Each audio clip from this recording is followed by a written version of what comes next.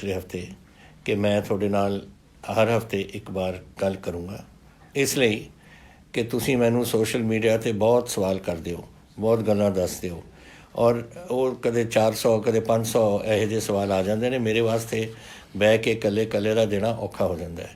तो मैं अपने दफ्तर ਨੂੰ ਕਿਹਾ ਸੀ कि ये सोशल मीडिया ਦੇ ਵਿੱਚੋਂ ਤੁਸੀਂ ਦੇਖੋ ਜਿਹੜੇ किसी मुद्दे ते ज़्यादा तो ज़्यादा सवाल होण ਉਹ मुद्दे ਤੁਸੀਂ ਮੈਨੂੰ लिस्ट कर ਦਿਓ ਤੇ मैं ਉਹਦਾ जवाब दे दिया करांगा एक बार हफ्ते 'ਚ। तो पहली गल तो थोड़े ਜਿਹੜੇ बार बार आउंदी है गल कि सानू कोविड के बारे दसो कि की अपना हो रहा है, की कैसे चल रहा पंजाब दे विच। तुहानू पता है ये शुरुआत हुई सी जदों साडे NRI बाहरों आए से, उत्थों पहला नवां शहर दे विच फिर हुशियारपुर दे विच, उस तो बाद फिर ये हुई सी जब काबू आ गया सी कुछ हद तक। फिर साडे जिहड़े आए से इत्थों नंदेड़ साहब तो उत्थों जदों कोई तकरीबन 4200 के बंदे उत्थों आए से, 3000 तो उपर आए से राजस्थान जिहड़े साडे बंदे गए से उत्थे सरों वड्ढण वास्ते, और कुछ आए से इधरले पासियों अपने कोटा तो जो उत्थे अपने कोर्स वगैरह कर रहे से, उत्थों आगे से कोई 17-18 बंदे जिहड़े एज पॉजिटिव निकले। ਇਹਦੇ ਵਿੱਚੋਂ ਇਹ 4200 कुछ चों जिहड़े नंदेड़ तो आए तो महाराष्ट्र तो आए से 1250 बंदे पॉजिटिव निकले, तकरीबन 25% जिन्हां दे विचों। हुण ये बहुत चीज़ महाराष्ट्र दे विच बहुत फैली हुई है, और कोई जद गया सी मत्था टेकन हजूर साहब, नंदेड़ शहर है बहुत बड़ा, ਉਹਦੇ ਵਿੱਚ ਗਿਆ होना है, तो ये चीज़ां उत्थे हो गई। लेकिन अज खुशियां ने मैनू कहते कि उस नूं असीं कंट्रोल च लिआए, लोग असी क्वारंटीन किए, उन्हों की बड़ी टेस्टिंग की, उन्हों का इलाज वगैरह किया, और बहुत हद तक एक कंट्रोल च आया हुआ है इस वेले। साढ़े खुशी इस गल की है कि जेडे मैं थोनू दसिया सी एक बार कि जेडे जदों स्पाइक आई सी ना नंदेड़ तो महाराष्ट्र तो जेडे लोग आए से, वो चलिया गया सी 905 तक ਜਿਹੜੇ ਬੰਦੇ ਇੱਕਦਮ ਤੁਹਾਡੀ ਸਪਾਈਕ ਇਹੋ ਜਿਹੀ ਆਈ ਕਿ 905 ਦੇ ਕਰੀਬ ਪੇਸ਼ੈਂਟ ਤੁਹਾਡੇ ਪੋਜ਼ੀਟਿਵ ਨਿਕਲੇ ਉਹਦੇ 'ਚ। ਹੁਣ ਉਹ ਸਾਰਾ ਕੰਟਰੋਲ 'ਚ ਆ ਗਿਆ। ਉਹਨਾਂ ਵਿੱਚੋਂ ਕਈ ਤਾਂ ਵਾਪਸ ਉਹਨਾਂ ਦੀ ਇਲਾਜ ਹੋ ਕੇ ਘਰਾਂ ਚਲੇ ਗਏ, ਥੋੜ੍ਹੇ ਜਿਹੇ ਰਹਿ ਗਏ। ਅੱਜ ਮੈਂ ਸਮਾਂ ਉਹਦੇ ਵਿੱਚੋਂ 17 ਬੰਦੇ ਸੇ ਕਪੂਰਥਲਾ ਰਾਣਾ ਗੁਰਜੀਤ ਜੀ ਨੇ ਉੱਥੋਂ ਉਹਨਾਂ ਨੂੰ ਹਸਪੀਟਲ ਤੋਂ ਲੈ ਕੇ ਉਹਨਾਂ ਨੂੰ ਵਿਦਾ ਆਪਣੇ ਪਿੰਡਾਂ ਨੂੰ ਕੀਤਾ, ਉਹ ਠੀਕ ਹੋ ਰਹੇ ਨੇ ਉੱਥੇ। ਅੱਜ ਜਿਹੜੇ ਸਾਡੇ ਰਿਕਾਰਡ 'ਚ ਆਉਂਦੇ ਡੇਲੀ ਉਹ ਇਹ ਹੈ ਕਿ 13 ਮਈ ਨੂੰ ਉਹ ਜਿਹੜੇ 900 ਦੇ ਕਰੀਬ ਸੀ ਉਹ 13-10 ਤੇ ਪਹੁੰਚ ਗਿਆ, 14 ਮਈ ਨੂੰ 11, ਅੱਜ 13, ਔਰ ਟੋਟਲ ਸਾਡਾ 1932 ਸਾਡੇ ਕੋਵਿਡ ਸ਼ੁਰੂ ਤੋਂ ਹੀ ਜਦ ਤੋਂ ਸ਼ੁਰੂ ਹੋਇਆ 1932 ਬੰਦਿਆਂ ਨੂੰ ਹੋਇਆ ਸੀ। ਲੇਕਿਨ ਹੁਣ ਇਹ 10, 11, 13 ਇਸ ਲਾਈਨ 'ਤੇ ਚੱਲਦਾ। ਔਰ ਇੱਕ ਸਪਾਈਕ ਜਦੋਂ ਆਇਆ ਸੀਗਾ ਜਿਹੜੇ महाराष्ट्र आए थे या राजस्थान तो आए से, उदों भी साढ़ा 7, 8, 6 इस तरीके नाल चल रहा सी, हिंदुस्तान तो सब तो घट। और ये आंकड़े देखो ये बड़े बड़े मैं थोनू दसना इसलिए चाहुंदा है क्योंकि साढ़े सब तो ज़्यादा जिहड़े NRI ने दुनिया दे विच वो हैं या तो तमिलनाडु तो या गुजरात तो या पंजाब तो। और अज तमिलनाडु दे विच 10,108 थोड़े मरीज़ ने इस बीमारी दे, गुजरात के 9,932 और पंजाब के 1,932। तो देखो कितों कितने ताईं आ गया कम। जिहड़े मौतां होईयां ने महाराष्ट्र अपने गुजरात के 606, तमिलनाडु 71 और अपने 32, आपां 2% है वो करीब। और तीसरा जिहड़ा डबलिंग हुंदी है ना कि हर किन्ने दिनों बाद अगर अज 10 ने तो 20 कदों हो जाएंगे या 30 कदों या 20 तो फिर 40 कदों हो जाएंगे, वो पंजाब दे विच 44 दिनों बाद ये डबलिंग हो रही है, जिथे महाराष्ट्र में 11 दिनों बाद और तमिलनाडु में 9 दिनों बाद। तो गैप भी है, बीमारी भी असी काबू कर रहे हैं, और ये चीज़ां बड़ियां अहम होंदियां ने इस बीमारी दे विच। महाराष्ट्र देख लो कितनी बुरी तरह फसिया हुआ इस काम 19,100 बंदियां नूं कोविड होया हुआ है और 1,066 दी मौतां होईयां ने। ये बड़ी सानू और 11 दिन च डबलिंग ये कर रहे हैं। तो साडा पंजाब दा ये आंकड़े बहुत सही आ रहे हैं इस वेले, लेकिन ये सारी थोड़ी मेहरबानी है। देखो असी तो कह सकते हैं, मैं थोनू बेनती कर सकता ਅੰਤ ਵਿੱਚ ਤਾਂ ਤੁਸੀਂ ਉਹ ਕਰਨਾ ਹੈ। ਤੁਸੀਂ ਉਹ ਜਿਹੜੀਆਂ ਚੀਜ਼ਾਂ ਅਸੀਂ ਦੱਸੀਆਂ ਨੇ ਤੁਹਾਨੂੰ ਕਿ ਸੋਸ਼ਲ ਡਿਸਟੈਂਸਿੰਗ ਰੱਖੋ, ਹੱਥ ਧੋਵੋ ਵਗੈਰਾ, ਜੋ ਡਾਕਟਰ ਕਰਦੇ ਨੇ ਤੁਸੀਂ ਕਰ ਰਹੇ ਹੋ, ਤਾਂ ਹੀ ਆਹ ਕੰਮ ਐਸੇ ਬਣ ਰਿਹਾ। ਔਰ ਇਸ ਕਰਕੇ ਮੈਂ ਸੋਚਿਆ ਕਿ ਕਈ ਚੀਜ਼ਾਂ ਆਪਾਂ ਨੂੰ ਕਰਨੀਆਂ ਚਾਹੀਦੀਆਂ ਨੇ, ਜੋ ਮੈਂ ਥੋੜ੍ਹੀ ਦੇਰ ਬਾਅਦ ਤੁਹਾਨੂੰ ਦੱਸੂੰਗਾ। ਲੇਕਿਨ ਇਹ ਕੁਛ ਹੋਰ ਇਹਦੇ ਥੋੜ੍ਹੇ ਸਵਾਲ ਸੇ, ਜੈਸੇ 50,000 ਬੰਦੇ ਅੱਜ ਸਾਨੂੰ ਪੰਜਾਬ ਛੱਡ ਕੇ ਬਿਹਾਰ ਤੋਂ, ਝਾਰਖੰਡ ਤੋਂ, ਯੂਪੀ ਤੋਂ ਵਾਪਸ ਆਪਣੇ ਘਰਾਂ 'ਚ ਜਾਂ ਉੱਤਰਾਖੰਡ ਤੋਂ ਜਾਣਾ ਚਾਹੁੰਦੇ ਨੇ, ਉੜੀਸਾ ਤੋਂ ਵੀ ਆਏ ਹੋਏ ਨੇ। ਅਤੇ ਮੈਂ ਉਹਨਾਂ ਨੂੰ ਅਸੀਂ ਉਹਨਾਂ ਦੀ ਟ੍ਰੇਨਾਂ ਕਰ ਰਹੇ ਹਾਂ। ਅੱਜ ਦੇ ਦਿਨ ਤਕਰੀਬਨ ਹੋ ਗਈਆਂ ਨੇ 130 ਟ੍ਰੇਨਾਂ ਆਪਣੀਆਂ ਜਾ ਚੁੱਕੀਆਂ ਨੇ। ਉਹਨਾਂ ਨੂੰ ਲਿਜਾ ਕੇ 17 ਤੋਂ 18 ਟ੍ਰੇਨਾਂ ਅਸੀਂ ਡੇਲੀ ਭੇਜ ਰਹੇ ਹਾਂ। ਔਰ ਇਸ ਵੇਲੇ 84 ਟ੍ਰੇਨਾਂ ਯੂਪੀ ਜਾ ਚੁੱਕੀਆਂ ਔਰ 32 ਟ੍ਰੇਨਾਂ ਬਿਹਾਰ ਜਾ ਚੁੱਕੀਆਂ ਨੇ, ਜੋ ਅਸੀਂ ਪੰਜਾਬ ਦੇ ਲੋਕ ਅਸੀਂ ਇਹਦਾ ਪੇਮੈਂਟ ਕਰ ਰਹੇ ਹਾਂ ਤਾਂ ਕਿ ਉਹਨਾਂ ਨੂੰ ਅਸੀਂ ਘਰ ਪਹੁੰਚਾ ਸਕੀਏ। ਉਹਨਾਂ ਨੇ ਸੇਵਾ ਕੀਤੀ ਆਪਣੇ ਸੂਬੇ ਦੀ ਔਰ ਸਾਡੀ ਡਿਊਟੀ ਬਣਦੀ ਹੈ। ਇਸੀ ਹਾਲ ਨਾਲ ਸਾਡੇ ਪੰਜਾਬੀ ਜਿਹੜੇ ਬਾਹਰ ਬੈਠੇ ਨੇ, 60,000 ਪੰਜਾਬੀ ਹਿੰਦੁਸਤਾਨ ਦੇ ਹੋਰ ਸੂਬਿਆਂ 'ਚੋਂ ਵਾਪਸ ਆਉਣਾ ਚਾਹੁੰਦੇ ਆ ਔਰ ਡਿਊਟੀ ਬਣਦੀ ਆ ਉਹ ਸੂਬਿਆਂ ਦੀ ਭੇਜਣ ਨੂੰ। ਲੇਕਿਨ ਅਗਰ ਉਹ ਨਹੀਂ ਭੇਜਣਗੇ ਤਾਂ ਅਸੀਂ ਉਹਨਾਂ ਨੂੰ ਲੈ ਕੇ ਆਵਾਂਗੇ। ਸਾਡੇ ਪੰਜਾਬੀ ਨੇ ਅਤੇ ਅਸੀਂ ਉਹਨਾਂ ਨੂੰ ਉੱਥੇ ਨਹੀਂ ਛੱਡਾਂਗੇ ਅਗਰ ਆਉਣਾ ਚਾਹੁੰਦੇ ਨੇ। ਅੱਜ ਤੁਸੀਂ ਇੱਕ ਸਵਾਲ ਮੈਨੂੰ ਇਹ ਵੀ ਕੀਤਾ ਸੀ ਕਿ ਬਾਹਰੋਂ ਅਸੀਂ ਆਉਣਾ ਚਾਹੁੰਦੇ ਹਾਂ। ਗਵਰਨਮੈਂਟ ਆਫ ਇੰਡੀਆ ਇਹਦੇ ਜਹਾਜ਼ ਕਈ ਜਹਾਜ਼ ਬੁਕਿੰਗ ਕੀਤੀ ਹੈ ਉਹਨਾਂ ਨੇ। 174 ਤਾਂ ਪਹਿਲਾਂ ਜਹਾਜ਼ ਕੀਤੇ ਨੇ, ਹੁਣ ਹੋਰ ਕਰਨ ਲੱਗੇ ਨੇ। ਔਰ ਜਿੱਥੇ ਵੀ ਸਾਡੇ ਹਿੰਦੁਸਤਾਨੀ ਬੈਠੇ ਨੇ ਔਰ ਆਉਣਾ ਚਾਹੁੰਦੇ ਨੇ, ਔਰ ਤੁਸੀਂ ਪੰਜਾਬੀਓ ਜਿਹੜੇ ਬਾਹਰ ਬੈਠੇ ਔਰ ਆਉਣਾ ਚਾਹੁੰਦੇ ਹੋ, ਆਪਣੇ ਕੌਂਸਲ ਜਨਰਲ ਨੂੰ ਤੁਸੀਂ ਜਾ ਕੇ ਦੱਸੋ ਕੌਂਸੂਲੇਟ ਵਿੱਚ ਕਿ ਤੁਸੀਂ ਆਉਣਾ ਚਾਹੁੰਦੇ ਹੋ, ਨਾਮ ਨੋਟ ਕਰਾ ਲਓ ਤਾਂ ਕਿ ਤੁਸੀਂ ਵੀ ਉਸ ਜਹਾਜ਼ ਦੇ ਵਿੱਚ, ਅਸੀਂ ਉਹਨਾਂ ਨੂੰ ਦੱਸਾਂਗੇ, ਤੁਸੀਂ ਵੀ ਉਹ ਜਹਾਜ਼ ਦੇ ਵਿੱਚ ਆ ਸਕੋ ਵਾਪਸ। ਤਾਂ ਇਹ ਹੈ, ਜਦ ਆਓਗੇ ਤੁਸੀਂ ਪੁੱਛ ਰਹੇ ਹੋ ਮੈਨੂੰ ਤਾਂ ਸਾਡਾ ਕੁਆਰੰਟੀਨ ਹੋਏਗਾ, ਤੁਹਾਡਾ ਟੈਸਟਿੰਗ ਹੋਏਗੀ ਤੁਹਾਡੀ, ਔਰ ਕੁਆਰੰਟੀਨ 14 ਦਿਨ ਦੀ। ਅਗਰ ਤਾਂ ਤੁਸੀਂ ਪੋਜ਼ੀਟਿਵ ਹੋ ਫਿਰ ਤਾਂ ਤੁਹਾਨੂੰ ਜਾਣਾ ਪਵੇਗਾ ਇਨਟੂ ਹੌਸਪੀਟਲ, ਜਿੱਥੇ ਤੁਹਾਡੇ ਆਪਣਾ ਇਲਾਜ ਕਰਾਉਣਾ ਔਰ ਤੁਸੀਂ ਇਲਾਜ ਤੋਂ ਬਾਅਦ ਆਪਣੇ ਘਰ ਜਾ ਸਕੋਗੇ।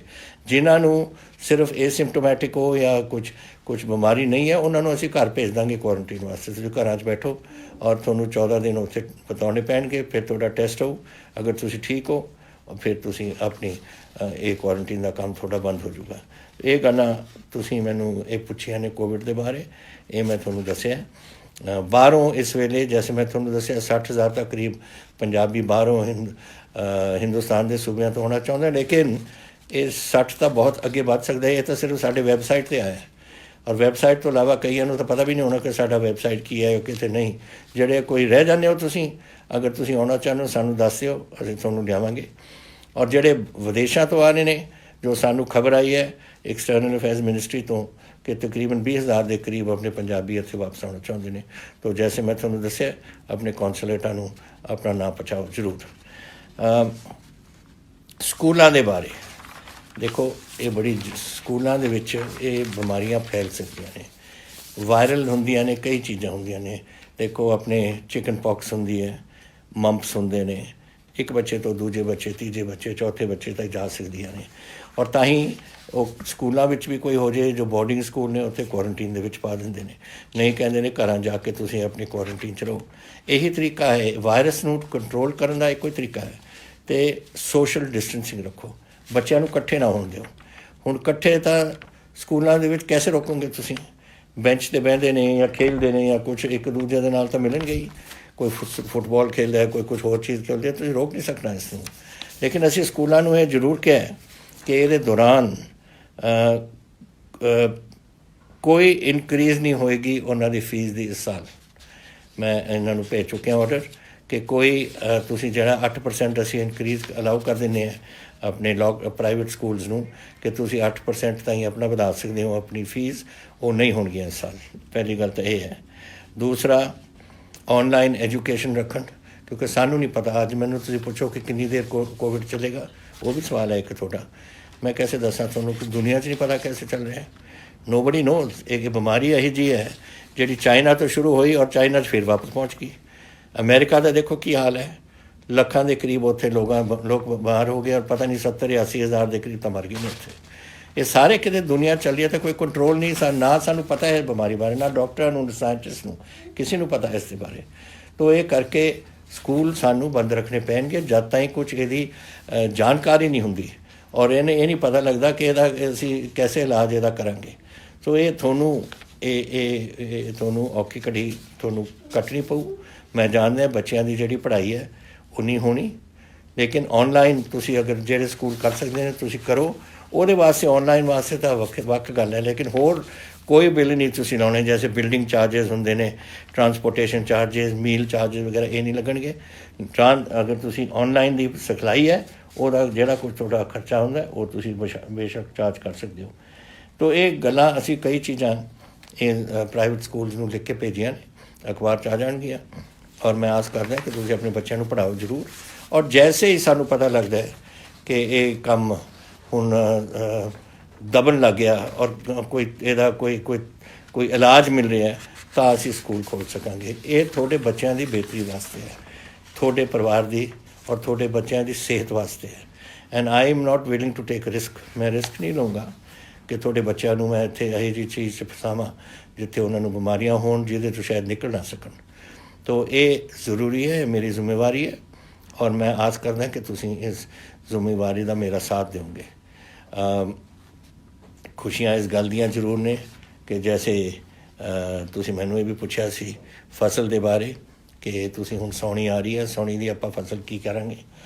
ਪਹਿਲਾ ਗੱਲ ਤਾਂ ਇਹ ਹੈ ਵਧਾਈ ਤੁਹਾਨੂੰ ਕਿ 123 ਲੱਖ ਟਨ ਆਪਣੀ ਕਣਕ ਆ ਚੁੱਕੀ ਹੈ ਔਰ ਦਿਨ ਪਰ ਦਿਨ 1 ਲੱਖ ਸਵਾ ਲੱਖ ਡੇਲੀ ਆ ਰਹੀ ਹੈ। ਦੇਖਦੇ ਹਾਂ ਕਿੱਥੇ ਤਾਈਂ ਪਹੁੰਚਦੀ ਹੈ, ਲੇਕਿਨ ਇਹ ਕਿਸਾਨਾਂ ਦੀ ਹਿੰਮਤ ਹੈ, ਤੁਹਾਡੇ ਸਾਰਿਆਂ ਦੀ ਹਿੰਮਤ ਹੈ ਜਿਨ੍ਹਾਂ ਦੇ ਕਰਕੇ ਹੋਇਆ। ਤੁਸੀਂ ਮੈਨੂੰ ਫਿਰ ਪੁੱਛਿਆ ਸੀ ਕਿ ਸਾਉਣੀ ਦੇ ਬਾਰੇ ਕਿ ਅਸੀਂ 1 ਜੂਨ ਤੋਂ ਸ਼ੁਰੂ ਕਰਨਾ ਚਾਹੁੰਦੇ ਹਾਂ। 1 ਜੂਨ ਤੋਂ ਤੁਸੀਂ ਕਰੋਗੇ ਨਾ ਝੋਨੇ ਨੂੰ ਸ਼ੁਰੂ, ਉਹ ਤਾਂ ਅਗਸਤ ਦੀ ਅਖੀਰ ਦੇ ਪਹਿਲੇ ਹਫ਼ਤੇ ਸਪਟੈਂਬਰ ਦੇ ਵਿੱਚ ਪੱਕ ਜੂਗੀ। ਤੁਸੀਂ ਕੱਟੋਗੇ ਕੈਸੇ, ਵੱਢੋਗੇ ਕੈਸੇ? ਉਹਦੀ ਮੋਇਸਚਰ ਲੈਵਲ ਇੰਨੀ ਹਾਈ ਹੋ ਜਾਣੀ। ਇਸ ਕਰਕੇ ਇਹ ਨਾ ਤੁਸੀਂ ਗਲਤੀ ਕਰ ਬੈਠਣਾ। ਅਸੀਂ 10 ਤਰੀਕ ਤੁਹਾਨੂੰ ਦਿੱਤੀ ਹੈ, ਅਗਰ ਤੁਸੀਂ 1 ਜੂਨ ਤੋਂ ਲਿਆਉਂਦੇ ਹੋ ਤਾਂ ਤੁਹਾਡੀ 25 ਅਗਸਤ ਤਾਈਂ ਪੱਕ ਜਾਣੀ ਹੈ, ਜਦ ਸਭ ਤੋਂ ਜ਼ਿਆਦਾ ਬਾਰਿਸ਼ ਉਦੋਂ ਹੁੰਦੀ ਹੈ। ਕਿ ਇਹਦਾ ਫਾਇਦਾ ਕੀ ਹੈ ਦੱਸੋ ਪਹਿਲਾਂ ਸ਼ੁਰੂ ਕਰਨ ਤੋਂ।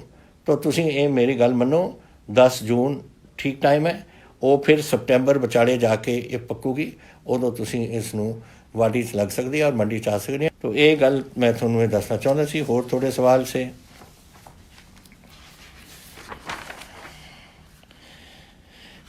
ਸਰਕਾਰ ਗਵਰਨਮੈਂਟ ਆਫ ਇੰਡੀਆ ਨੂੰ ਫਲਾਈਟਾਂ ਅਤੇ ਟ੍ਰੇਨ ਲਾਉਣੇ ਚਾਹੀਦੇ ਨੇ। ਮੈਂ ਸਮਝਦਾ ਲਾਉਣੇ ਚਾਹੀਦੇ ਨੇ। ਔਰ ਫਲਾਈਟਾਂ ਤਾਂ ਜੈਸੇ ਮੈਂ ਤੁਹਾਨੂੰ ਕਿਹਾ ਲੋਕਾਂ ਨੂੰ ਲੈ ਕੇ ਆ ਰਹੇ ਨੇ ਬਾਹਰੋਂ, ਔਰ ਟ੍ਰੇਨਾਂ ਤਾਂ ਹੁਣ ਚੱਲ ਹੀ ਰਹੀਆਂ ਨੇ। ਅਸੀਂ ਜਿਹੜੇ ਆਪਣੇ ਬੰਦੇ ਜਾ ਰਹੇ ਨੇ ਤਾਂ ਇਸ ਤੋਂ ਬਾਅਦ ਜਦੋਂ ਬੰਦਿਆਂ ਨੂੰ ਪਹੁੰਚਾ ਦੇਣ ਆਪਣੇ ਆਪਣੇ ਸੂਬਿਆਂ ਦੇ ਵਿੱਚ, ਉਸ ਤੋਂ ਬਾਅਦ ਇਹਨਾਂ ਨੂੰ ਚਾਲੂ ਕਰਨਾ ਚਾਹੀਦਾ। ਮੈਂ ਇਹਦੇ ਸਹਿਮਤ ਹਾਂ। ਤੁਸੀਂ ਇਹ ਵੀ ਕਿਹਾ ਕਿ ਮੈਂ ਇੱਕ ਛੋਟਾ ਇਹ ਸੰਗਰੂਰ ਤੋਂ ਆਇਆ ਕਿ ਮੈਂ ਇੱਕ ਛੋਟਾ ਬਿਜ਼ਨਸਮੈਨ ਹੈ ਲੁਧਿਆਣੇ ਤੋਂ, ਅਤੇ ਮੈਂ ਪਿਛਲੇ 2 ਮਹੀਨਿਆਂ 'ਚ ਮੇਰੀ ਕੋਈ ਕਮਾਈ ਨਹੀਂ ਹੋਈ। ਮੈਂ ਆਪਣਾ ਬਿਜ਼ਨਸ कैसे खोल सकता है? ਦੁਕਾਨ ਹੋਣੀ, ਉਹਦੀ ਕੁਛ ਛੋਟਾ ਜਿਹਾ ਕੰਮ ਹੋਣਾ। ਅਸੀਂ ਇਹਦਾ ਅਗਲੇ 2 ਦਿਨਾਂ ਦੇ ਵਿੱਚ ਤੁਹਾਨੂੰ ਪੂਰਾ ਇਹਦਾ ਕੱਢ ਕੇ ਦੇਵਾਂਗੇ। ਅਸੀਂ ਵੱਧ ਤੋਂ ਵੱਧ ਤੁਹਾਡੇ ਛੋਟੇ ਬਿਜ਼ਨਸਿਸ ਜਿਹੜੀਆਂ ਨੇ, ਤੁਹਾਡੇ ਦੁਕਾਨਾਂ ਨੇ, ਉਹ 18 ਤਰੀਕ ਨੂੰ ਤੁਹਾਨੂੰ ਪਤਾ ਹੈ ਸਾਡਾ ਲੋਕਡਾਊਨ ਇਹ ਪਹਿਲਾ ਨੰਬਰ 3 ਲੋਕਡਾਊਨ ਖਤਮ ਹੋ ਰਿਹਾ ਔਰ ਉਸ ਤੋਂ ਬਾਅਦ ਆਪਾਂ ਨੇ ਫੈਸਲਾ ਕਰਨਾ ਚੌਥੇ ਲੋਕਡਾਊਨ ਦਾ। ਲੇਕਿਨ 18 ਤਰੀਕ ਨੂੰ ਮੈਂ ਤੁਹਾਡੀਆਂ ਵੱਧ ਤੋਂ ਵੱਧ ਦੁਕਾਨਾਂ ਔਰ ਬਿਜ਼ਨਸਿਸ ਤੁਹਾਡਾ ਖੋਲ੍ਹਾਂਗਾ ਜਿੱਥੇ ਕੰਟੇਨਮੈਂਟ ਏਰੀਆਜ਼। ਹੁਣ ਮੈਨੂੰ ਇਹ ਰੈੱਡ, ਔਰੇਂਜ ਅਤੇ ਹਰਾ, ਇਹ ਜਿਹੜਾ ਲਾਲ, ਕੇਸਰੀ ਅਤੇ ਹਰਾ ਜਿਹੜੇ ਰੰਗ ਰੱਖੇ ਨੇ, ਮੈਂ ਇਹਦੇ ਨਾਲ ਕੋਈ ਸਹਿਮਤ ਨਹੀਂ। ਮੈਂ ਪ੍ਰਾਈਮ ਮਿਨਿਸਟਰ ਸਾਹਿਬ ਨੂੰ ਵੀ ਕਿਹਾ ਸੀ ਉਸ ਦਿਨ ਬੋਲਦੇ ਹੋਏ ਕਿ ਇਹ ਗੱਲਾਂ ਮੈਨੂੰ ਨਹੀਂ ਪਤਾ। ਇਹ ਸਾਨੂੰ ਪਤਾ ਹੈ ਪੰਜਾਬ ਦੇ ਵਿੱਚ ਕੀ ਹਾਲਾਤ ਨੇ, ਜਾਂ ਚੀਫ ਮਿਨਿਸਟਰ ਹੋਰ ਸੂਬਿਆਂ ਨੂੰ ਪਤਾ ਹੈ। ਸਾਡੇ 'ਤੇ ਛੱਡੋ ਕਿ ਅਸੀਂ ਕੀ ਕਰਾਂਗੇ। ਅਤੇ ਅਸੀਂ ਹੁਣ ਰੱਖਾਂਗੇ ਕਨਫਾਈਨਮੈਂਟ ਜ਼ੋਨ ਜਾਂ non confinement zone. Confinement zone ਦੇ ਜਿੱਥੇ ਬਿਮਾਰੀ ਆ ਉੱਥੇ ਮੁਹੱਲੇ ਨੂੰ ਸੀਲ ਆਫ ਕਰਕੇ ਬਾਕੀ ਸ਼ਹਿਰ ਮੇਰੇ ਖੋਲ੍ਹਣ ਦਾ ਪੂਰਾ ਇਰਾਦਾ ਹੈ ਔਰ 18 ਤਰੀਕ ਨੂੰ ਅਸੀਂ ਇਹ ਕਰਾਂਗੇ ਤਾਂ ਕਿ ਤੁਸੀਂ ਆਪਣੇ ਬਿਜ਼ਨਸਿਸ ਉੱਥੇ ਚਲਾ ਸਕੋ। ਮੈਨੂੰ ਅਫਸੋਸ ਹੈ ਕਿ ਤੁਹਾਡਾ ਨੁਕਸਾਨ ਹੋਇਆ, ਲੇਕਿਨ ਕਰੀਏ ਕੀ, ਇਹ ਤਾਂ ਸਾਡੇ ਸਾਰਿਆਂ ਦੇ ਹੱਥ ਤੋਂ ਬਾਹਰ ਸੀ ਗੱਲ। ਔਰ ਅਸੀਂ ਪਹਿਲਾਂ ਮੇਰੇ ਵਾਸਤੇ ਪੰਜਾਬੀਆਂ ਦੀ ਜਾਨ ਦਾ ਖਤਰਾ ਸੀ ਉਹ ਦੂਰ ਕਰਨਾ ਸੀ, ਤੁਹਾਡੀ ਜਾਨਾਂ ਬਚਾਉਣੀਆਂ ਸੀ, ਤੁਹਾਡੇ ਇਹ ਪਰਿਵਾਰਾਂ ਨੂੰ ਇਸ ਬਿਮਾਰੀ ਤੋਂ ਦੂਰ ਰੱਖਣਾ ਸੀ। ਇਹ ਮੇਰਾ ਪਹਿਲਾ ਸੀ। ਉਸ ਤੋਂ ਬਾਅਦ ਸੀ ਬਿਜ਼ਨਸ, ਇੰਡਸਟਰੀ ਵਗੈਰਾ। ਲੇਕਿਨ ਹੁਣ ਸਮੇਂ ਆ ਗਿਆ, ਕਿਉਂਕਿ ਮੈਨੂੰ ਪਤਾ ਹੈ ਕਈ ਲੋਕ ਤਾਂ ਜੋ ਦੁਕਾਨਾਂ ਤੋਂ ਕਮਾਉਂਦੇ ਨੇ ਉਹੀ ਖਾਂਦੇ ਨੇ, ਅਤੇ ਇਸ ਤਰੀਕੇ ਨਾਲ 2 ਹਫ਼ਤੇ 2 ਮਹੀਨੇ ਤਾਂ ਬਹੁਤ ਲੰਬਾ ਹੋ ਜਾਂਦਾ ਅਰਸਾ। ਤਾਂ ਇਸ ਕਰਕੇ ਇਹਦਾ ਅਸੀਂ 18 ਤਰੀਕ ਨੂੰ ਐਲਾਨ ਕਰਾਂਗੇ ਤਾਂ ਕਿ ਤੁਸੀਂ ਆਪਣੇ ਵਿੱਚ ਉੱਥੇ ਕੰਮ ਚਲਾ ਸਕੋ। ਲੌਂਗ ਟਰਮ ਇਫੈਕਟ ਤੁਸੀਂ ਪੁੱਛਿਆ, ਇਹ ਜਲੰਧਰ ਤੋਂ ਆਇਆ ਹੈ, ਰਿਸ਼ੀ ਮਲਹੋਤਰਾ ਜੀ ਦਾ ਸਵਾਲ ਕਿ ਲੌਂਗ ਟਰਮ ਇਫੈਕਟ ਕੋਵਿਡ ਦਾ ਸਾਡੇ 'ਤੇ ਕੀ ਹੈ। ਮੈਂ ਦੇਖੋ, ਇਹ ਇੱਕ ਬਿਮਾਰੀ ਹੈ, ਹਰ ਬਿਮਾਰੀ ਤੋਂ ਜਿਹੜਾ ਲੰਘ ਜਾਂਦਾ ਹੈ ਉਹ ਫਿਰ ਠੀਕ ਹੋ ਜਾਂਦਾ ਹੈ, ਠੀਕ ਹੋ ਜਾਂਦਾ ਹੈ ਤਾਂ ਸਿਹਤ ਠੀਕ ਹੋ ਜਾਂਦੀ ਹੈ। ਔਰ ਵਾਹਿਗੁਰੂ ਕਰੇ ਇਹ ਬਿਮਾਰੀ ਕੋਈ ਲੌਂਗ ਟਰਮ ਕੋਈ ਅਸਰ ਨਾ ਪਵੇ ਕਿਸੇ 'ਤੇ, ਤੁਸੀਂ ਠੀਕ ਹੋ ਜਾਓਗੇ। ਜੋ ਪਤਾ ਲੱਗ ਰਿਹਾ, ਜੋ ਇੱਥੇ ਦੇ ਪੰਜਾਬ ਦੇ ਵਿੱਚ ਵੀ ਅੱਜ ਵੀ ਮੈਂ ਗੱਲ ਕਰ ਰਿਹਾ ਸੀ, ਕਪੂਰਥਲੇ 'ਚ 17 ਬੰਦੇ ਜਿਹੜੇ ਕੋਵਿਡ ਤੋਂ ਹੁਣ ਠੀਕ ਹੋਏ ਨੇ, ਉਹ ਕਹਿੰਦੇ ਸੀ ਅਸੀਂ ਚੜ੍ਹਦੀ ਕਲਾ 'ਚ ਹੈ, ਅਸੀਂ ਬੜੇ ਤਕੜੇ ਹਾਂ, ਸਭ ਕੁਝ ਠੀਕ ਹੈ। ਔਰ ਮੇਰਾ ਖਿਆਲ ਇੱਕ ਵਾਰ ਤੁਸੀਂ ਤੁਹਾਡੀ ਸਿਹਤ ਠੀਕ ਹੋ ਜਾਏ ਇਹ ਬਿਮਾਰੀ ਤੋਂ ਬਾਅਦ, ਬਿਲਕੁਲ ਤੁਸੀਂ ਠੀਕ ਰਹੋਗੇ, ਤਾਂ ਤੁਹਾਨੂੰ ਫਿਕਰ ਕਰਨ ਦੀ ਲੋੜ ਨਹੀਂ। ਔਰ ਤੁਸੀਂ ਬਸ ਤਗੜੇ ਤਰੀਕੇ ਨਾਲ ਫਿਰ ਜਿਹੜਾ ਕੰਮ ਚੱਲਿਆ ਹੋਇਆ ਉਸ 'ਤੇ ਲੱਗੋ।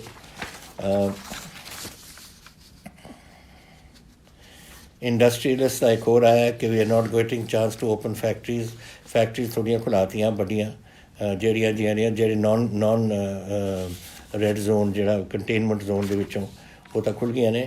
ਬਾਕੀ ਮੈਂ ਤੁਹਾਨੂੰ 18 ਨੂੰ ਜਿਹੜੇ ਛੋਟੇ ਬਿਜ਼ਨਸ ਕਿਤੇ ਜਿਹੜੇ ਲੋਕ ਕਹਿੰਦੇ ਨੇ ਕਿ ਉਹ ਔਰੇਂਜ ਜ਼ੋਨ ਜਾਂ ਰੈੱਡ ਜ਼ੋਨ ਹੈ, ਜਿਹੜੀ ਮੈਂ ਚੱਕ ਦਿੱਤੀ ਹੈ, ਮੈਂ ਤਾਂ ਕਹਿੰਦਾ ਕਿ ਕਨਫਾਈਨਮੈਂਟ ਜ਼ੋਨ ਹੈ ਜਾਂ ਨਾਨ ਕਨਫਾਈਨਮੈਂਟ ਜ਼ੋਨ।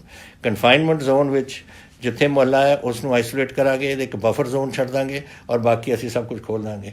ਤਾਂ ਔਰ ਇਹੀ ਮੈਂ ਪ੍ਰਾਈਮ ਮਿਨਿਸਟਰ ਸਾਹਿਬ ਨੂੰ ਕਿਹਾ ਸੀ ਕਿ ਤੁਸੀਂ ਇਸ ਕੰਮ ਦਾ ਸਾਨੂੰ ਛੁੱਟ ਦਿਓ ਤਾਂ ਕਿ ਸਾਨੂੰ ਪਤਾ ਹੈ ਸਾਡੇ ਵਿੱਚ ਕੈਸੇ ਆ, ਸਾਡੀ ਡਿਪਟੀ ਕਮਿਸ਼ਨਰ ਸਾਡੀ ਐਡਮਿਨਿਸਟ੍ਰੇਸ਼ਨ ਆਪ ਹੀ ਸਾਂਭ ਲੂਗੀ ਇਸ ਨੂੰ, ਇਹ ਵਾਰੀ ਕਰਨ ਦੀ ਲੋੜ ਨਹੀਂ।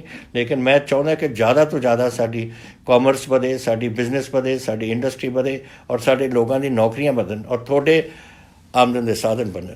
ਇਹ ਹੁਣ ਉਸ ਕੰਮ 'ਤੇ ਆ ਗਏ ਅਸੀਂ ਔਰ ਉਸ ਕੰਮ 'ਤੇ ਅਸੀਂ ਪੂਰਾ ਜ਼ੋਰ ਤੁਹਾਡੇ ਨਾਲ ਲੱਗਣਾ ਹੈ। ਜਿਹੜੀ ਤੁਸੀਂ ਦੋ ਗੱਲਾਂ ਕਹੀਆਂ ਸੀਆਂ ਇੰਡਸਟਰੀ ਵਾਸਤੇ ਸਟੀਮੂਲਸ ਜਾਂ ਹੈਲਪ EMI ਵਗੈਰਾ, ਇਹ ਗਵਰਨਮੈਂਟ ਆਫ ਇੰਡੀਆ ਦੇ ਹੱਥ ਵਿੱਚ ਹੈ।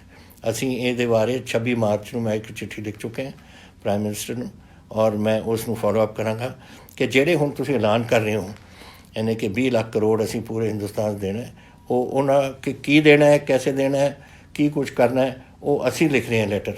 ਇੱਕ ਮੈਂ 20 ਮਾਰਚ ਨੂੰ ਇਸ ਤੋਂ ਬਹੁਤ ਪਹਿਲਾਂ ਇੱਕ ਮੈਂ ਲੈਟਰ ਲਿਖ ਚੁੱਕਿਆ ਸੀ ਜੋ ਮੈਂ ਠੀਕ ਸਮਝਦਾ ਸੀ ਕਿ ਗੱਲਾਂ ਹੋਣੀਆਂ ਚਾਹੀਦੀਆਂ ਨੇ। ਹੁਣ ਇਹਨਾਂ ਦੀ ਅਨਾਊਂਸਮੈਂਟ ਤੋਂ ਬਾਅਦ, ਦਿੱਲੀ ਦੀ ਅਨਾਊਂਸਮੈਂਟ ਤੋਂ ਬਾਅਦ ਮੈਂ ਉਹ ਗੱਲਾਂ ਨੂੰ ਇੱਕ ਅਮਲੀ ਜਾਮਾ ਬਣਾ ਕੇ ਇਹ ਮੈਂ ਲਿਖਣਾ ਚਾਹੁੰਦਾ ਹਾਂ ਦੁਬਾਰਾ ਕਿ ਫਲਾਣੀ 1 2 3 4 ਇਹ ਪੁਆਇੰਟਸ ਬਣਾ ਕੇ ਕਿ ਇਹਨਾਂ ਦੇ ਵਿੱਚ ਤੁਸੀਂ ਸਾਡੀ ਇਸ ਤਰੀਕੇ ਨਾਲ ਹੈਲਪ ਕਰ ਸਕਦੇ ਹੋ ਜੋ ਤੁਸੀਂ ਐਲਾਨ ਕੀਤਾ ਹੈ। ਆਈ ਐਗਰੀ ਵਿਥ ਯੂ, ਜਿਹੜੀ ਤੁਸੀਂ ਗੱਲ ਕਹੀ ਹੈ ਕਿ ਐਡੀਸ਼ਨਲ ਫਸਲ ਦਾਣਾ ਵਗੈਰਾ ਖਾਣਾ ਵਗੈਰਾ ਦੇਣਾ ਚਾਹੀਦਾ ਹੈ ਗਰੀਬਾਂ ਵਾਸਤੇ ਔਰ ਤੁਹਾਨੂੰ ਇਹ ਬੁਰਾ ਲੱਗਦਾ ਹੈ, ਬੁਰਾ ਤਾਂ ਮੈਨੂੰ ਵੀ ਲੱਗਦਾ ਹੈ। ਲੇਕਿਨ ਜਿਹੜਾ ਬੰਦਾ ਆਪਣੇ ਬੱਚੇ ਨੂੰ ਰੋਟੀ ਨਹੀਂ ਖਵਾ ਸਕਦਾ ਉਹ ਫਿਰ ਸਾਡੀ ਡਿਊਟੀ ਬਣ ਜਾਂਦੀ ਹੈ। ਤੁਹਾਨੂੰ ਪਤਾ ਕਿੰਨਾ ਅਸੀਂ ਦੇ ਚੁੱਕੇ ਹਾਂ ਇਸ ਵੇਲੇ, 1 ਕਰੋੜ ਪੈਕੇਟ ਅਸੀਂ ਦੇ ਚੁੱਕੇ ਹਾਂ, 3 ਕਰੋੜ ਦੀ ਆਪਣੀ ਆਬਾਦੀ ਹੈ। ਲੇਕਿਨ ਹਾਲੇ ਵੀ ਲੋਕਾਂ ਨੂੰ ਪੂਰੀ ਰੋਟੀ ਨਹੀਂ ਮਿਲ ਰਹੀ ਕਿਉਂਕਿ ਇਹ ਜਿਹੜੇ ਮਾਈਗਰੈਂਟ ਲੇਬਰ ਹੈ ਜਾਂ ਆਪਣੀ ਲੇਬਰ ਹੈ ਜਾਂ BPL ਸਾਡੀ ਫੈਮਿਲੀਜ਼ ਨੇ।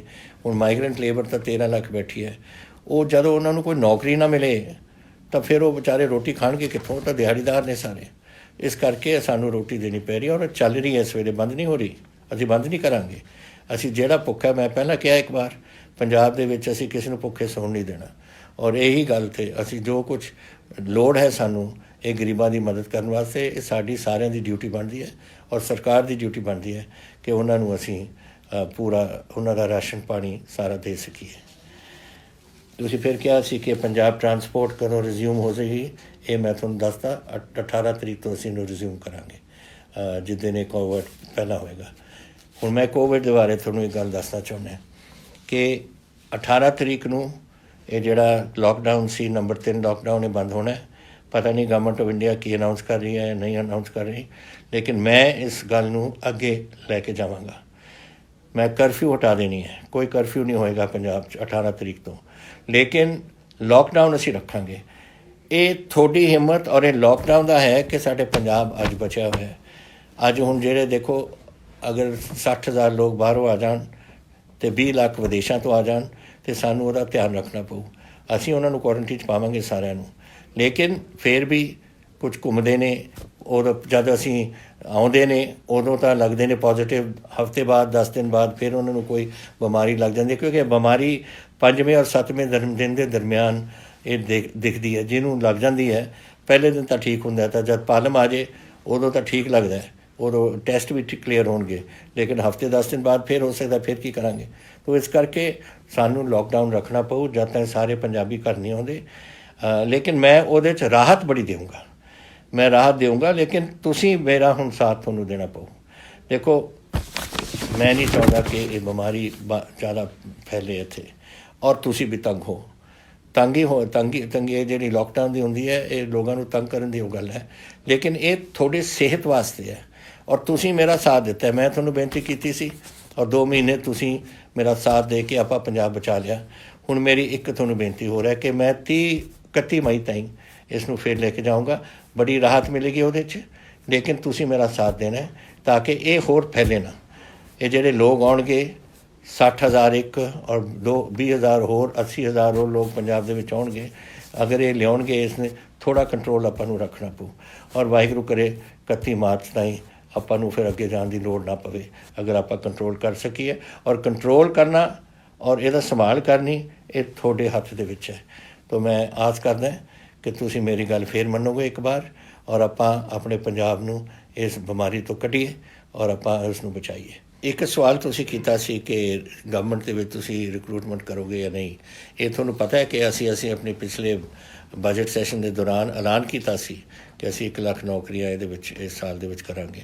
ਫਿਰ ਕੋਵਿਡ ਹੋ ਗਿਆ ਸ਼ੁਰੂ, ਲੇਕਿਨ ਇਹਦਾ ਮਤਲਬ ਇਹ ਨਹੀਂ ਕਿ ਅਸੀਂ ਨਹੀਂ ਕਰਾਂਗੇ, ਇਹ ਬਿਲਕੁਲ ਕਰਾਂਗੇ। ਇਹਦੇ ਵਾਸਤੇ ਅਸੀਂ ਹੁਣ ਬਣਾ ਰਹੇ ਹਾਂ ਕਿ ਕਿਸ ਤਰੀਕੇ ਨਾਲ ਅਸੀਂ ਇਹ ਰਿਕਰੂਟਮੈਂਟ ਡਰਾਈਵ ਕਰਨੀਆਂ ਨੇ, ਔਰ ਕੁਝ ਦਿਨਾਂ ਵਿੱਚ ਤੁਹਾਡੇ ਸਾਹਮਣੇ ਇਹ ਗੱਲ ਅਸੀਂ ਰੱਖਾਂਗੇ ਤਾਂ ਕਿ ਜਿਨ੍ਹਾਂ ਨੇ ਅਪਲਾਈ ਕਰਨਾ ਹੈ ਉਸ ਵਾਸਤੇ ਕਰੋ, ਔਰ ਅਸੀਂ ਇੰਟਰਵਿਊਜ਼ ਵਗੈਰਾ ਦਾ ਪ੍ਰਬੰਧ ਕਰ ਰਹੇ ਹਾਂ। ਇੱਕ ਤਾਂ ਇਹ ਹੈ। ਇੱਕ ਮੁਕੁਲ ਚੋਪੜਾ ਜੀ ਨੇ ਪੁੱਛਿਆ ਮੈਨੂੰ ਕਿ GNDU ਦਾ ਐਗਜ਼ਾਮੀਨੇਸ਼ਨ ਕਦੋਂ ਰੱਖਿਆ ਜਾਵੇਗਾ। ਇਹ ਮਸਲਾ ਤਾਂ ਹੈ ਤਾਂ ਇਹ ਵਾਈਸ ਚਾਂਸਲਰ ਦਾ ਔਰ ਉਹਨਾਂ ਦੇ ਆਪਣੇ ਫੈਸਲਿਆਂ ਦਾ, ਲੇਕਿਨ ਜੋ ਮੈਨੂੰ ਪਤਾ ਲੱਗਿਆ ਕਿ UGC ਨੇ ਬੋਰਡ ਐਗਜ਼ਾਮਸ ਅਰਲੀ ਆਪਣੇ ਯੂਨੀਵਰਸਿਟੀ ਦੇ ਐਗਜ਼ਾਮਸ ਅਰਲੀ ਜੁਲਾਈ ਦੇ ਵਿੱਚ ਉਹ ਰੱਖਣਾ ਚਾਹੁੰਦੇ ਨੇ, ਔਰ ਬੋਰਡ ਐਗਜ਼ਾਮ CBSE ਦੇ ਵੀ ਜੁਲਾਈ ਦੇ ਵਾਸਤੇ ਸ਼ਡਿਊਲ ਹੋਏ ਨੇ। ਲੇਕਿਨ ਇਹ ਅਨਾਊਂਸਮੈਂਟ ਤਾਂ ਫਿਰ ਵਾਈਸ ਚਾਂਸਲਰ ਸਾਹਿਬ ਕਰਨਗੇ, ਕਿਸ ਤਰੀਕੇ ਨਾਲ UGC ਨਾਲ ਗੱਲ ਕਰਕੇ ਕਿਸ ਤਰੀਕੇ ਨਾਲ ਕਰਨਾ ਚਾਹੁੰਦੇ ਨੇ। ਤੀਸਰਾ ਜਿਹੜਾ ਮੈਂ ਇੱਕ ਹੋਰ ਸਵਾਲ ਤੁਹਾਡੇ ਨਾਲ ਕਰਨਾ ਚਾਹੁੰਦਾ, ਜਿਹੜਾ ਮੈਂ ਸਮਝਦਾ ਕਿ ਤੁਸੀਂ ਇਹ ਬੜੀ ਸੋਚ ਕੇ ਤੁਸੀਂ ਮੈਨੂੰ ਪੁੱਛਿਆ ਕਿ ਓਪੋਜੀਸ਼ਨ ਪਾਰਟੀਜ਼ ਤੁਹਾਡੇ 'ਤੇ ਇਲਜ਼ਾਮ ਵਗੈਰਾ ਲਾਉਂਦੀਆਂ ਨੇ, ਤੁਸੀਂ ਕੀ ਸਮਝਦੇ ਹੋ ਉਸ ਦੇ ਬਾਰੇ। ਦੇਖੋ ਗੱਲ ਇਹ ਲੜਾਈ ਹੈ ਸਾਡੇ ਭਵਿੱਖ ਦੀ, ਆਪਣੇ ਬੱਚਿਆਂ ਦੇ ਭਵਿੱਖ ਦੀ, ਤੁਹਾਡੇ ਪਰਿਵਾਰਾਂ ਦੇ ਭਵਿੱਖ ਦੀ, ਪੰਜਾਬ ਦੇ, ਹਿੰਦੁਸਤਾਨ ਦੇ ਭਵਿੱਖ ਦੀ। ਔਰ ਮੈਂ ਸਾਰੇ ਓਪੋਜੀਸ਼ਨ ਪਾਰਟੀਆਂ ਨੂੰ ਸੱਦਿਆ ਸੀ ਔਰ ਮੈਂ ਉਹਨਾਂ ਨੂੰ ਬੁਲਾਇਆ ਕਿ ਸਾਰਿਆਂ ਨੇ ਮੈਨੂੰ ਭਰੋਸਾ ਦਿੱਤਾ ਸੀ, ਹਰ ਪਾਰਟੀ ਨੇ, ਕਿ ਅਸੀਂ ਤੁਹਾਡਾ ਇਸ ਕੋਵਿਡ ਦੇ ਬਿਮਾਰੀ ਦੇ ਸਮੇਂ ਤੁਹਾਡਾ ਪੂਰੀ ਸਪੋਰਟ ਕਰਾਂਗੇ। ਅਗਰ ਹੁਣ ਉਹ ਭੁੱਲ ਗਏ ਨੇ ਆਪਣਾ ਜਿਹੜਾ ਵਾਅਦਾ ਮੇਰੇ ਨਾਲ ਕੀਤਾ ਸੀ ਔਰ ਹੁਣ ਸਿਆਸਤ ਨੂੰ ਅੱਗੇ ਲਿਆਏ ਨੇ, ਫਿਰ ਮੈਂ ਕੀ ਕਹਿ ਸਕਦਾ ਇਹਦੇ ਬਾਰੇ। ਵੈਸੇ ਉਹਨਾਂ ਨੂੰ ਸੋਚਣਾ ਚਾਹੀਦਾ ਹੈ ਕਿ ਇਹ ਪੰਜਾਬ ਦੇ ਔਰ ਪੰਜਾਬ ਦੇ ਲੋਕਾਂ ਦਾ ਭਵਿੱਖ ਹੈ, ਔਰ ਜਦੋਂ ਤਾਈਂ ਇਹ ਲੜਾਈ ਮੁੱਕਦੀ ਨਹੀਂ ਔਰ ਆਪਾਂ ਇਹਦੇ 'ਚ ਫਤਿਹ ਨਹੀਂ ਆਪਾਂ ਇੱਥੇ ਹੋਵਾਂਗੇ ਤਾਂ ਇਹ ਗੱਲ ਪੰਜਾਬ ਦੇ ਵਿੱਚ ਫੈਲਦੀ ਰਹੂ। ਔਰ ਇਸ ਕਰਕੇ ਸਾਡਾ ਸਾਥ ਹੋਣਾ ਚਾਹੀਦਾ ਸੀ ਉਹਨਾਂ ਦਾ। ਔਰ ਮੈਂ ਅੱਜ ਵੀ ਆਸ ਕਰਦਾ ਕਿ ਜਿਹੜਾ ਭਰੋਸਾ ਉਹਨਾਂ ਨੇ ਮੈਨੂੰ ਦਿੱਤਾ ਹੈ ਉਹ ਇਸ ਕੋਵਿਡ ਤੋਂ ਇਲਾਵਾ ਜੋ ਮਰਜ਼ੀ ਕਰੋ ਸਿਆਸਤ, ਲੇਕਿਨ ਕੋਵਿਡ ਵਿੱਚ ਸਾਡਾ ਸਾਥ ਦਿਓ ਤਾਂ ਕਿ ਆਪਾਂ ਪੰਜਾਬ ਨੂੰ ਔਰ ਪੰਜਾਬੀਆਂ ਨੂੰ ਇਸ ਔਰ ਆਪਣੇ ਬੱਚਿਆਂ ਨੂੰ ਇਸ ਤੋਂ ਬਚਾ ਸਕੀਏ। ਮੈਨੂੰ ਇੱਕ ਮਹਿੰਦਰਪਾਲ ਜੀ ਨੇ ਜਲੰਧਰ ਤੋਂ ਲਿਖੀ ਹੈ ਚਿੱਠੀ ਕਿ ਉਹ ਇੱਕ ਪਾਸ ਲੈਣਾ ਚਾਹੁੰਦੇ ਸੀ, ਉਹਨਾਂ ਨੂੰ ਪਾਸ ਨਹੀਂ ਮਿਲਦਾ। ਇਹ ਮੈਨੂੰ ਹੈਰਾਨੀ ਲੱਗਦੀ ਹੈ ਇਸ ਗੱਲ ਦੀ, ਕਿਉਂਕਿ ਡਿਪਟੀ ਕਮਿਸ਼ਨਰਸ ਔਰ SSPs ਨੂੰ ਦੱਸਿਆ ਗਿਆ ਕਿ ਜੋ ਆਪਣੇ ਪਾਸ ਲੈ ਕੇ ਕੁਝ ਖਾਸ ਜ਼ਰੂਰੀ ਕੰਮ ਕਰਨਾ ਚਾਹੁੰਦੇ ਉਹਨਾਂ ਨੂੰ ਦਿੱਤਾ ਜਾਵੇ। ਅਤੇ ਮੈਂ DC ਜਲੰਧਰ ਨੂੰ ਅੱਜ ਇਨਫੋਰਮ ਕਰਦੇ ਹਾਂ ਮਹਿੰਦਰਪਾਲ ਜੀ ਕਿ ਤੁਹਾਨੂੰ ਇਹ ਪ੍ਰੋਬਲਮ ਨਾ ਹੋਵੇ ਔਰ ਇਹ ਤੁਹਾਨੂੰ ਪਾਸ ਇੱਕਦਮ ਦਿੱਤਾ ਜਾਵੇ ਤਾਂ ਕਿ ਤੁਸੀਂ ਆਪਣੇ ਫੈਮਿਲੀ ਨੂੰ ਜਲੰਧਰ ਤੋਂ ਬਠਿੰਡੇ ਪਹੁੰਚਾ ਸਕੋ। ਔਰ ਬਾਕੀ ਡਿਪਟੀ ਕਮਿਸ਼ਨਰ ਵੀ ਦੱਸ ਰਹੇ ਕਿ ਜੋ ਇਹ ਜੀ ਕੋਈ ਹੁੰਦੇ ਨੇ ਮੰਗਾਂ ਹੁੰਦੀਆਂ ਨੇ ਇਹਨਾਂ ਨੂੰ ਪੂਰੀਆਂ ਕਰਨੀਆਂ ਚਾਹੀਦੀਆਂ ਨੇ, ਉਹ ਅੱਜ ਮੈਂ ਉਹਨਾਂ ਨੂੰ ਇਹ ਭੇਜ ਰਿਹਾ। ਔਰ ਅਖੀਰ ਵਿੱਚ ਇੱਕੋ ਹੀ ਗੱਲ ਰਹਿ ਗਈ ਕਰਨ ਨੂੰ, ਔਰ ਉਹ ਹੈ ਤੁਹਾਡਾ ਧੰਨਵਾਦ ਕਰਨਾ। ਦੇਖੋ ਜਿਸ ਤਰੀਕੇ ਨਾਲ ਤੁਸੀਂ CM ਰਿਲੀਫ ਫੰਡ ਵਾਸਤੇ ਪੈਸੇ ਭੇਜੇ ਨੇ, ਮੈਂ ਆਸ ਨਹੀਂ ਕਰਦਾ ਸੀ ਕਿ ਇਸ ਤਰੀਕੇ ਨਾਲ ਪੈਸੇ ਪਹੁੰਚਣਗੇ। ਬਹੁਤ ਪੈਸੇ ਪਹੁੰਚੇ ਨੇ। ਉਹਦੀ ਪਹਿਲੀ ਪੇਮੈਂਟ ਸ਼ਾਇਦ ਤੁਹਾਨੂੰ ਪਤਾ ਲੱਗਿਆ ਹੋਣਾ ਕਿ ਅਸੀਂ ਕੀਤੀ ਸੀ, ਜਿਹੜੇ 2 ਸਾਡੇ ਮੁਲਾਜ਼ਮ ਇਸ ਉਹਨਾਂ ਦੀ ਮੌਤਾਂ ਹੋ ਗਈਆਂ। ਇੱਕ ਤਾਂ ਡੀਐਸਪੀ ਸੀਗੇ ਲੁਧਿਆਣੇ ਤੋਂ, ਔਰ ਦੂਸਰੇ ਸੇ ਰੈਵਨਿਊ ਮਹਿਕਮੇ ਤੋਂ ਇੱਕ ਕਾਨੂੰਗੋ ਸੇ। ਉਹਨਾਂ ਦੋਨਾਂ ਨੂੰ ਅਸੀਂ ਇਹਦੀ ਜੋ ਦੇਣਾ ਸੀਗਾ ਉਹਨਾਂ ਨੂੰ ਰਿਲੀਫ ਵਗੈਰਾ ਉਹਨਾਂ ਦੇ ਪਰਿਵਾਰਾਂ ਨੂੰ ਅਸੀਂ ਦਿੱਤੀ ਹੈ। ਔਰ ਸਾਡੇ ਕੋਲ ਬਹੁਤ ਪੈਸੇ ਪਏ ਨੇ ਇਸ ਵੇਲੇ, ਕੋਈ ਇਹਦੀ ਤੰਗੀ ਨਹੀਂ, ਕੋਈ ਪ੍ਰੋਬਲਮ ਨਹੀਂ ਸਾਨੂੰ ਆਉਣੀ। ਲੇਕਿਨ ਧੰਨਵਾਦ ਤੁਹਾਡਾ, ਕਿਉਂਕਿ ਤੁਸੀਂ ਅਮਾਊਂਟਸ ਕੋਈ ਵੀ ਹੋਵੇ, ਤੁਸੀਂ ਆਪਣੇ ਦਿਲੋਂ ਆਪਣੇ ਪਿਆਰ ਨਾਲ ਇਹ ਭੇਜਿਆ ਆਪਣੇ ਪੰਜਾਬ ਵਾਸਤੇ, ਤਾਂ ਮੈਂ ਦਿਲੋਂ ਤੁਹਾਡਾ ਸਾਰਾ ਸ਼ੁਕਰਗੁਜ਼ਾਰ ਹਾਂ। ਅਤੇ ਮੇਰੇ ਵੀਰੋ ਭੈਣੋ, ਕੋਈ ਇਹੋ ਜਿਹੇ ਸਵਾਲ ਹੋਣ, ਕੋਈ ਗੱਲਾਂ ਹੋਣ ਜੋ ਤੁਹਾਡੇ ਮਨ 'ਚ ਨੇ, ਜੋ ਤੁਸੀਂ ਮੈਨੂੰ ਪੁੱਛਣਾ ਚਾਹੁੰਦੇ ਹੋ, ਮੈਂ ਤੁਹਾਨੂੰ ਦੱਸਿਆ ਹਰ ਹਫ਼ਤੇ ਮੈਂ ਇੱਕ ਦਿਨ ਇਹ ਤੁਹਾਡੇ ਨਾਲ ਇਹ ਗੱਲ ਕਰਿਆ ਕਰਾਂਗਾ। ਜ਼ਰੂਰ ਮੈਨੂੰ ਲਿਖ ਕੇ ਭੇਜੋ, ਔਰ ਮੈਂ ਕੋਸ਼ਿਸ਼ ਕਰੂੰਗਾ ਕਿ ਸਾਰੀ